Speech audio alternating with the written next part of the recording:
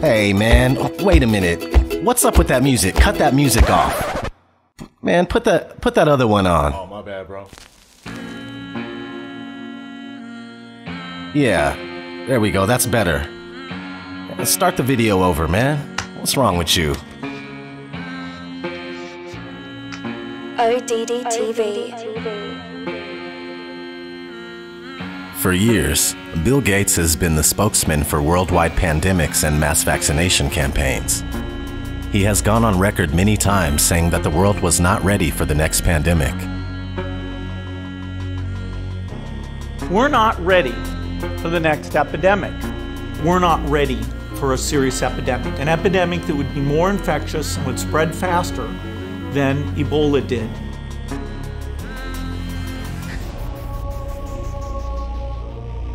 In October 2019, just a couple months before the arrival of COVID-19, the Bill and Melinda Gates Foundation, in cooperation with the Johns Hopkins Center for Health Security and the World Economics Forum, hosted Event 201, a 3.5-hour tabletop exercise that simulated a series of dramatic scenarios relating to a hypothetical pandemic. Strangely enough, this exercise was about a novel coronavirus that would kill millions. Nearly 8 weeks after the simulation, an outbreak of a novel coronavirus turned into a reality in China. At least, that's what we're told. This led some media outlets to putting out stories about how the exercise actually predicted the spread of COVID-19. In response to these stories, an official statement was published on the Event 201 website. In October 2019, the Johns Hopkins Center for Health Security hosted a pandemic tabletop exercise called Event 201 with partners the World Economic Forum and the Bill and Melinda Gates Foundation. Recently, the Center for Health Security has received questions about whether that pandemic exercise predicted the current novel coronavirus outbreak in China. To be clear, the Center for Health Security and partners did not make a prediction during our tabletop exercise. For the scenario, we modeled a fictional coronavirus pandemic, but we explicitly stated that it was not a prediction. Instead, the exercise served to highlight preparedness and response challenges that would likely arise in a very severe pandemic. We are not now predicting that the novel coronavirus 2019 outbreak will kill 65 million people. Although our tabletop exercise included a mock novel coronavirus, the inputs we used for modeling the potential impact of that fictional virus are not similar to the novel coronavirus 2019. On March 13th, about a day after the world began locking down due to the virus, Bill Gates stepped down from the public board of Microsoft to dedicate more time to the philanthropic properties including global health and development, education, and my increasing engagement in tackling climate change. Co-founder Bill Gates is going to be stepping down from the company's board of directors. As the pandemic swept across the earth, Gates has been elevated to a status of supreme authority for the pandemic crisis, appearing all over mass media to share his views and recommendations. On March 18th, Bill Gates took part in an AMA, Ask Me Anything, on Reddit titled, "I'm Bill Gates, co-chair of the Bill and Melinda Gates Foundation. Ask me anything about COVID-19. One question in particular produced an answer by Bill Gates that revealed a plan for a digital certificate to keep track of who got vaccinated. A Reddit user named Remote Controlled User asked this question: what changes are we going to have to make to how businesses operate to maintain our economy while providing social distancing? Bill Gates' answer? The question of which businesses should keep going is tricky. Certainly food supply and the health system. We still need water, electricity, and the internet. Supply chains for critical things need to be maintained. Countries are still figuring out what to keep running. Eventually, we will have some digital certificates to show who has recovered or been tested recently, or when we have a vaccine, who has received it. While most of Gates' answers were received with praise, this one raised lots of eyebrows. The most upvoted reply highlights the similarities between Gates' solution and the mark of the beast in the Bible. Also it causes all, both small and great, both rich and poor, both free and slave, to be marked on the right hand or the forehead, so that no one can buy or sell unless he has the mark, that is the name of the beast or the number of its name. This calls for wisdom. Let the one who has understanding calculate the number of the beast, for it is the number of a man. and his number is 666. Before I continue, let me mention that there is a debate among Christians and Bible scholars as to what the mark of the beast really is. Some believe it's technology such as a microchip that will grant you an identity within the beast system, allowing you to participate in basic societal functions like the right to buy and sell goods. Others believe the mark to be metaphorical, and receiving the mark on your forehead is akin to following the counterfeit system of worship with your mind, while the mark on the right hand is analogous to indicating the false god you serve with your actions. Okay, so this idea of a digital certificate to store medical information, including vaccines received, is currently in the works as part of a massive project called ID 2020, which is backed by the United Nations, the Rockefeller Foundation, and Microsoft. ID 2020 is developing a digital identification system that will store a wealth of personal information and will transcend the barriers of national governments. The official website of ID 2020 states that a global digital identity is necessary to keep track of refugees and ID-less people in developing countries. Of course, people in developed countries will be ID'd as well. The website states, "We need to get digital ID right. Unfortunately, current models of digital ID do not meet everyone's needs. They are generally archaic, insecure, lacking adequate privacy protection, and for over 1 billion people worldwide, unavailable. Everyone should have access to a digital ID that enables them to prove who they are across institutional and international borders and across time, while giving them control over how their personal information is collected, used, and shared." In an article published by ID 2020 in 2018, vaccines are the perfect way to introduce digital identity to the world, especially infants. Appropriately titled, "Immunization an Entry Point for Digital Identity," the article states, "Because immunization is conducted in infancy, providing children with a digital child health card could give them a unique portable digital identity early in life. And as children grow, their digital child health card can be used to access secondary services such as primary school or ease the process of obtaining alternative credentials. Effectively, the child health card becomes the first step in establishing a legal, broadly recognized identity." In order to enable digital identity at scale, we need to identify and leverage many entry points. Immunization service delivery presents a tremendous opportunity to provide children with a durable, portable, and secure digital identity early in life, enabling access to a wider range of social services while also improving access to the health interventions all children need and deserve. We're proud to partner with Gavi and excited to see the innovations proposed as part of the Infuse Challenge.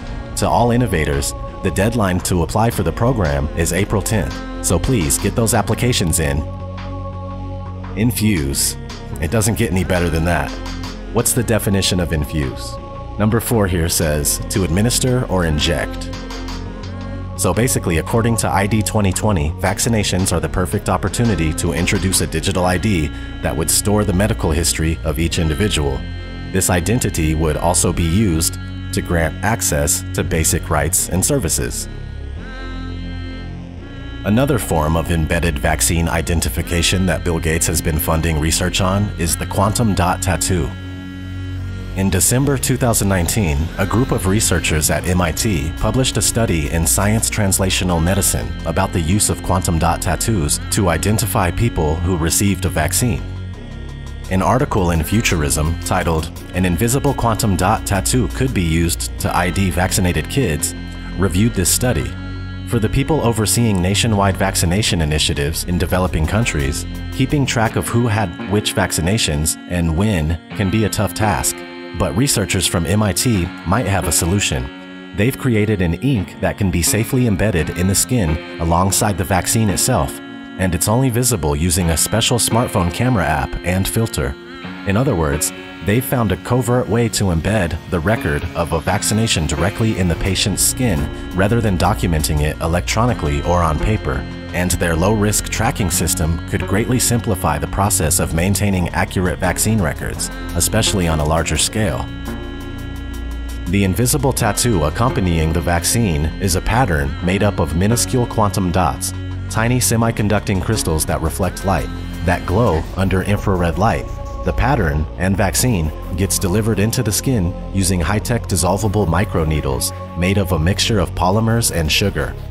It's possible someday that this invisible approach could create new possibilities for data storage, biosensing, and vaccine applications that could improve how medical care is provided, particularly in the developing world. Everything happening at the moment seems to be multifaceted, facilitating the advancement of many different agendas, namely the deliberate crashing of the economy and the expansion of power for the psychopathic elite. According to this article, former UK Prime Minister and key Bilderberg meeting attendee, Gordon Brown has called on the world leaders to form a temporary global government in response to the coronavirus pandemic. So obviously there's a push for a one world order. Nothing new there. But check this out. Earlier I briefly mentioned how the Rockefeller Foundation is a financial backer of Project ID 2020. The Rockefeller Foundation published a report called Scenarios for the Future of Technology and International Development. It's a scenario planning exercise that goes over hypothetical crisis situations, and one of them is a global pandemic. One of the 4 narratives in the book is titled Lockstep, subtitled A World of Tighter Top-Down Government Control and More Authoritarian Leadership with Limited Innovation and Growing Citizen Pushback. I'm gonna read some of this, but keep in mind that this was published in 2010, so obviously it was written in the same year or even earlier. But it starts off, in 2012, the pandemic that the world had been anticipating for years finally hit. Unlike 2009's H1N1, this new influenza strain originating from wild geese was extremely virulent and deadly. Even the most pandemic-prepared nations were quickly overwhelmed when the virus streaked around the world, infecting nearly 20% of the global population and killing 8 million in just 7 months. The majority of them healthy young adults. The pandemic also had a deadly effect on economies. International mobility of both people and goods screeched to a halt, debilitating industries like tourism and breaking global supply chains. Even locally, normally bustling shops and office buildings sat empty for months, devoid of both employees and customers. The pandemic blanketed the planet. Though disproportionate numbers died in Africa, Southeast Asia, and Central America, where the virus spread like wildfire in the absence of official containment protocols. But even in developed countries, containment was a challenge. The United States' initial policy of strongly discouraging citizens from flying proved deadly in its leniency, accelerating the spread of the virus, not just within the US, but across borders. However, a few countries did fare better. China in particular. The Chinese government's quick imposition and enforcement of mandatory quarantine for all citizens, as well as its instant and near-hermetic sealing off of all borders, saved millions of lives, stopping the spread of the virus far earlier than in other countries and enabling a swifter post-pandemic recovery. China's government was not the only one that took extreme measures to protect its citizens from risk and exposure. During the pandemic, national leaders around the world flexed their authority and imposed airtight rules and restrictions, from the mandatory wearing of face masks to body temperature checks at the entries to communal spaces like train stations and supermarkets. Even after the pandemic faded, this more authoritarian control and oversight of citizens and their activities stuck and even intensified. In order to protect themselves from the spread of increasingly global problems, from pandemics and transnational terrorism to environmental crises and rising poverty, leaders around the world took a firmer grip on power. Okay, I'll stop there. You get the point, I'm sure. This is near perfect in describing what's taking place right now. I'll link this PDF in the description for you guys. Another interesting book I found is called Micro-Electronics and Society, For Better or For Worse, a report to the Club of Rome. And this was published in 1982. It basically records the evolution of computer technology and has some very interesting things about the coming state of a cashless society. Let's read a couple parts. The concentration of activities around the computer will tend to immobilize the family, just as the TV does in many instances today, but much more so. This picture is the vision of the wired society, the cashless society, but not, we must hope, the alienated society, in which voting in elections and collective decision-making possibilities are available from the armchair at home, but not used. I thought that was wild to read from a book that was published in 1982. Also, there's this. The unique characteristics of these systems make the application of existing consumer protection laws unclear, leaving the rights and liabilities of users undefined. Regulation E, Electronic Funds Transfer, 1980, of the Board of Governors of the Federal Reserve System, from which the above was quoted, was designed to react to that concern. With the advent of videotex terminals in the home and the generalization of such systems, the terms relating to transactions need to be explicit. The move to the cashless society seems inevitable, given the technological push provided by microelectronics and the significant cost advantages associated with the transfer of funds electronically. The Club of Rome is a powerful collection of international elites who claim to serve humanity as a premier environmental think tank and consultants to the United Nations. Here's a quote from a book written by the club's co-founder.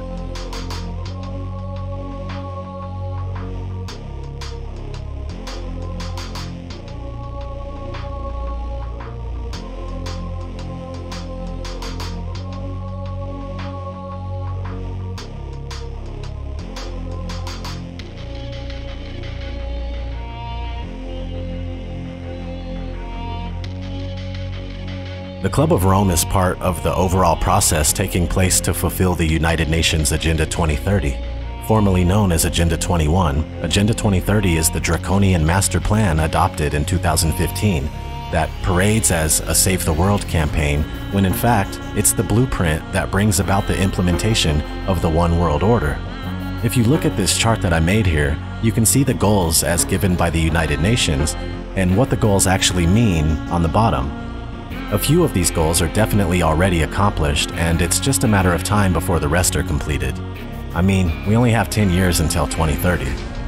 They have the megacities mapped already on a website called America2050.org, along with the Trans-American Passenger Network to travel to and from these megacities. The cities are going to be laced with smart meters, smart poles, 5G, and whatever comes after, 6G, 7G, 8G. People are going to be tracked from the cradle to the grave with microchip implants that digitally store everything there is to know about them, including their finances and their ability to make transactions. That's why I tend to think that the microchip might be the mark of the beast. It says no one can buy or sell unless they have the mark. People all over the world are doing experimental microchipping. Not to mention what's happening now with ID 2020. We're also moving towards a cashless society with every day that passes. This pandemic is carrying multiple agendas forward. The push for centralized control of information, which is censorship and narrative control. The cashless agenda forming out of the economic crash taking place right now, and the fear of passing germs through the use of physical money. Martial law quarantines. Mandatory vaccination. And digital identification via microchipping. This situation is the biggest show of force and seizure of power that anyone alive today has ever seen in their lifetime. This is very serious. Life is not going back to normal ever again.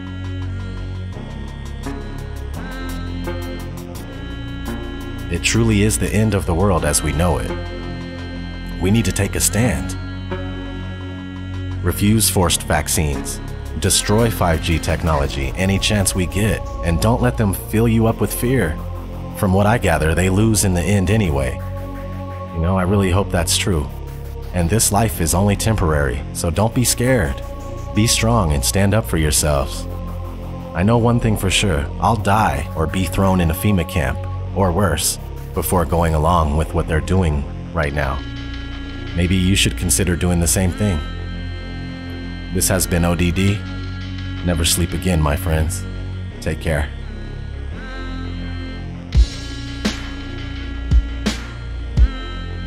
So this is where the microchip implant story begins.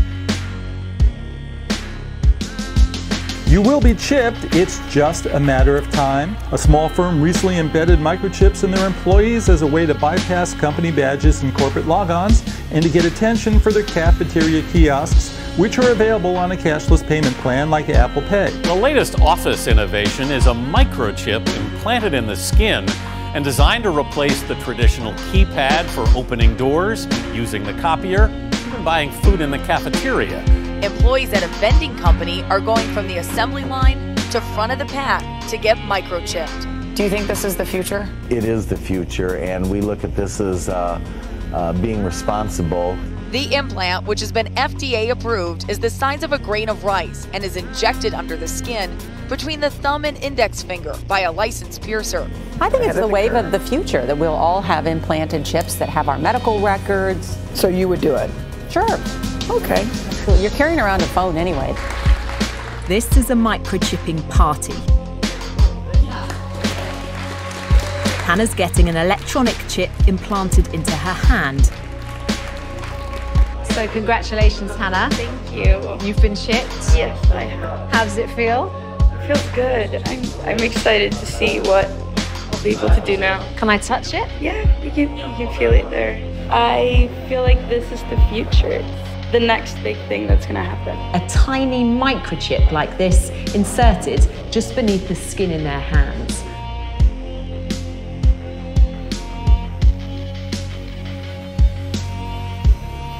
This technology will, one day, change the way we live. But in the future, we will all be chipped. In Sweden, the microchips are already here. The microchip implants use the same technology that's in contactless credit cards, which have made cash pretty much obsolete in Sweden. No cash. Is a cashless society inevitable? How long will it take before we're cashless? Many countries are fast moving towards a cashless society. Between 2000 and 2015, non-cash payments in the U.S. grew by almost 400%. Venmo, the mobile app where people can pay each other on a smartphone, now processes $2 billion a month. This year, Apple added similar payment capabilities in iMessage. These free services are so popular, 30 major banks recently launched a competing product called Zelle. It would be better if we were more like Sweden, where cash has nearly been phased out. And the U.S. will get there too in another 5 or 10 years. There's no question that cash, is in its last era. China's cashless revolution has happened in just 3 years. In order to avoid the risk of transmission through physical handling of money, we encourage the use of cashless transactions, such as mobile money, M-Pesa and otherwise, and credit cards. Well, health experts say the coronavirus can live on surfaces like cash for up to 10 days. That has many people worried about shopping and other everyday tasks. The standard narrative in society is that cashlessness, quote-unquote cashlessness, is a sort of organic process just percolating from the bottom up by ordinary individual people who are just sort of making these organic decisions to switch to this other thing, right? Now this is pure, if you want to, like this is a pure, to put it crudely, capitalist ideology, corporate capitalist ideology, where essentially you always want to focus attention on the small person in society, quote unquote, the consumer. All right, the sort of like random person who wanders around in markets, who apparently controls what's going on in the world. All right. Of course, if you actually go and ask any person in society, how much agency do you believe that you had in the emergence of this technology? Almost nobody believes they had anything to do with the emergence of the technology. All right. What actually happens is that large-scale institutions push the stuff onto you for various commercial reasons and various other reasons. And the large-scale institutions love to disguise themselves and just never talk about themselves as if they're just not there. All right. So the story about the war on cash is a bunch of us who are trying to say, actually, over the last few decades, large-scale institutions, banks, payments companies, governments have all been actively eroding the cash system to slowly make it more and more likely that you're going to quote-unquote choose to go to the digital systems. Okay. Now you might believe that you're choosing this, but actually the whole environment is being structured in a way that makes you more and more likely to do it. The biblical entry point for any discussion of the one world economic system, a cashless society, an end-time prophecy, is Revelation 13:16 to 18. He causes all, the small and the great, the rich and the poor, and the freemen and the slaves to be given a mark on their right hand or on their forehead. And he provides that no one should be able to buy or to sell except the one who has the mark, either the name of the beast or the number of his name. Here is wisdom. Let him who has understanding calculate the number of the beast. For the number is that of a man, and his number is 666. The Bible clearly links the global mark of the beast system with the emergence of a cashless society. One world government, a new global economy ruled by one man is coming. A banking overlord is coming. And he'll have a solution that everyone will indeed, quote, bow down to, end quote, and he's called Antichrist. And he will have his mark. He will do this for increased control of commerce. It will be perfect and complete control. His economic policy is very simple. Take my mark and worship me or starve. No mark, no merchandise. No seal, no sale. So if you want to function in this new economy under this coming world leader, you have to take the mark. I just want to live and dream, but nothing is as what it seems. And baby, it's making me crazy. I just want to fight and scream. There's nothing left for me to say. Fear shot to defeat the day. I know that I can control it, so it doesn't have to be this way.